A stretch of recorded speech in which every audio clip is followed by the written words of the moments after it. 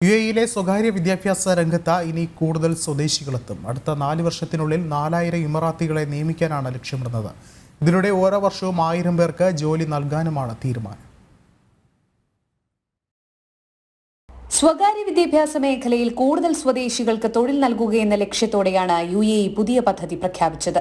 മാനവവിഭവശേഷി സ്വദേശിവൽക്കരണ മന്ത്രാലയവും വിദ്യാഭ്യാസ മന്ത്രാലയവും ചേർന്നാണ് പദ്ധതി നടപ്പിലാക്കുന്നത്. ഇതിലൂടെ ഓരോ വർഷവും 1000 സ്വദേശികൾക്ക് തൊഴിൽ നൽകും. 4 വർഷത്തിനുള്ളിൽ 4000 സ്വദേശികൾക്ക് സ്വകാര്യ വിദ്യാഭ്യാസ മേഖലയിൽ തൊഴിൽ ലഭ്യമാക്കാനും ലക്ഷ്യമിടുന്നു. അധ്യാപക രംഗത്തേക്കും അഡ്മിനിസ്ട്രേറ്റീവ് രംഗത്തേക്കും ഇത്തരത്തിൽ ആളുകളെ തെരഞ്ഞെടുക്കും. 2024 മുതൽ ഇത്തരത്തിൽ ആളുകളെ റിക്രൂട്ട് ചെയ്തു തുടങ്ങുമെന്നും അധികൃതർ അറിയിച്ചു. സ്വദേശിവൽക്കരണ പദ്ധതിയായ നാഫിസിൽ രജിസ്റ്റർ ചെയ്ത സ്വദേശികൾക്കാണ് തൊഴിൽ ലഭ്യമാക്കുക. സ്വകാര്യ മേഖലയിലെ ഇമറാത്തി ജീവനക്കാരുടെ എണ്ണം 2026ഓടെ 10% എത്തിക്കാനാണ് നാഫിസ് പദ്ധതിയിലൂടെ ലക്ഷ്യമിടുന്നത്. 2021 സെപ്റ്റംബറിലാണ് ഈ പദ്ധതി തുടങ്ങിയത്.